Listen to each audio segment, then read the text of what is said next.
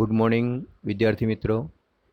આજે આપણે વિષય સામાજિક વિજ્ઞાન ધોરણ 8 પાઠ 1 ભારતમાં યુરોપિયન પ્રજાનું આગમન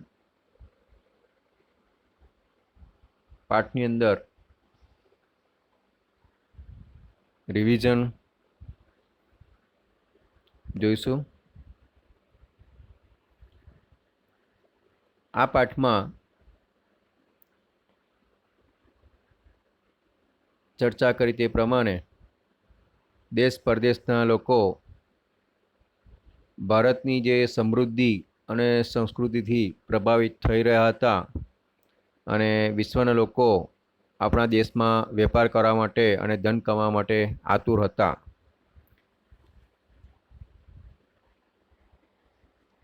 એમાં સૌપ્રથમ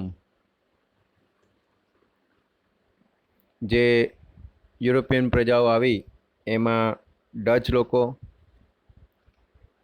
ત્યાર પછી અંગ્રેજો, ફ્રેન્ચો વગેરે પ્રજાતિ ભારતમાં વેપાર કરવાના અર્થે અહીંયા આવી હતી અને અલગ અલગ જગ્યા ઉપર તેઓએ રાજ્ય કર્યું હતું અને ભારતમાં સૌથી વધારે જો યુરોપિયન પ્રજા રહી હોય તો તે અંગ્રેજો હતી અને અંગ્રેજોએ પૂરા ભારત વર્ષની અંદર પોતાનું સામ્રાજ્ય જમાવ્યું હતું અને તેઓ વેપાર કરતા હતા। તો મિત્રો આજે આપણે વધારાના જે સવાલ જવાબ છે એ પાઠમાંથી આપણે જોઈશું। તો સૌથી પહેલો સવાલ છે, વાસ્કો દી ગામાનું જહાજ ભારત ક્યારે આવ્યું અને કેવી રીતે? તો વાસ્કો દી ગામાનું જહાજ પોર્ટુગલના લિસ્બન બંદરેથી ઉપડીને આફ્રિકાની દક્ષિણે કેપ ઓફ ગુડ હોપનું ચક્કર લગાવી આફ્રિકાના પૂર્વ કિનારે મલિંદી પહોંચ્યું અને ત્યાંથી હિન્દ મહાસાગરમાં આગળ વધતા મોહમ્મદ ઇબ્ન મજીદ નામના ખલાસીની મદદથી હિન્દ મહાસાગરમાં થઈને 22મી મે 1498ના દિવસે ભારતમાં આવ્યું હતું। ત્યાર પછીનો જે સવાલ છે તે મિત્રો, પ્રાચીન સમયથી યુરોપના દેશોમાં ભારતની કઈ કઈ ચીજ વસ્તુની માંગ રહેતી હતી? તો એનો જવાબ છે, પ્રાચીન સમયથી યુરોપના દેશોમાં રેશમી કાપડ, સુતરાઉ કાપડ, મલમલ, મરી મસાલા, તેજાના વગેરે ભારતની ચીજ વસ્તુઓની માંગ રહેતી હતી। ત્યાર પછી સવાલ નંબર 3, પોર્ટુગીઝોએ ભારતમાં કયા કયા સ્થળે પોતાના વેપારી મથકો સ્થાપ્યા હતા? તો જવાબ છે, પોર્ટુગીઝોએ ભારતમાં કાલિકટ, ગોવા, મેંગલોર, કોચીન, દીવ, દમણ વગેરે સ્થળોએ પોતાના વેપારી મથકો સ્થાપ્યા હતા। નેક્સ્ટ સવાલ છે સવાલ number 4, British East India company ક્યાં, ક્યારે અને શા માટે સ્થપાઈ હતી?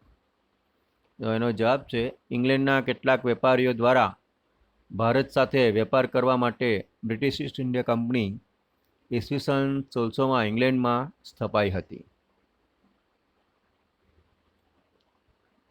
સવાલ નંબર 5, યુરોપિયન પ્રજાને નવા જળમાર્ગો શોધવાની જરૂર શાથી પડી? જવાબ, પ્રાચીન કાળમાં ભારત અને યુરોપ વચ્ચે જમીન માર્ગે વાયવ્ય સરહદેથી વેપાર ચાલતો હતો। માર્ગમાં આવતું કોન્સ્ટેન્ટિનોપલ તુર્ક મુસલમાનોએ જીતી લીધું હતું। ભારત અને યુરોપ વચ્ચે જમીન માર્ગ બંધ થયો। યુરોપના લોકોમાં ભારતના સુતરાઉ કાપડ, રેશમી કાપડ, મલમલ અને તેજાનાની ખૂબ માંગ હતી ને આ માંગને પહોંચી વળવા માટે યુરોપના લોકોને ભારત આવવા માટે નવો જળમાર્ગ શોધવાની જરૂર પડી હતી. ત્યાર પછીનો સવાલ છે મિત્રો, અંગ્રેજોનું પહેલું વહાણ ક્યારે અને ક્યાં આવ્યું?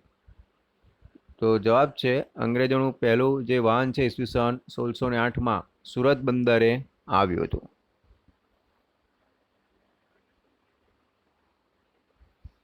સવાલ નંબર 7, ફ્રેન્ચોની સત્તા કયા સ્થળો પૂરતી મર્યાદિત રહી? જવાબ, ફ્રેન્ચોની સત્તા માહે, ચંદ્રનગર અને પોંડેચેરી પૂરતી મર્યાદિત રહી હતી. સવાલ નંબર 8, ભારતમાં સૌપ્રથમ અને સૌથી છેલ્લે કઈ યુરોપિયન પ્રજાઓ આવી? તો ભારતમાં સૌપ્રથમ 1498માં પોર્ટુગીઝો અને સૌથી છેલ્લે 1664માં ફ્રેન્ચો આવ્યા.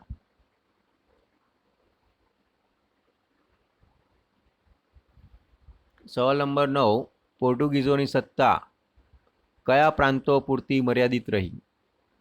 પોર્ટુગીઝોની સત્તા દીવ, દમણ અને ગોવા પૂરતી મર્યાદિત રહી.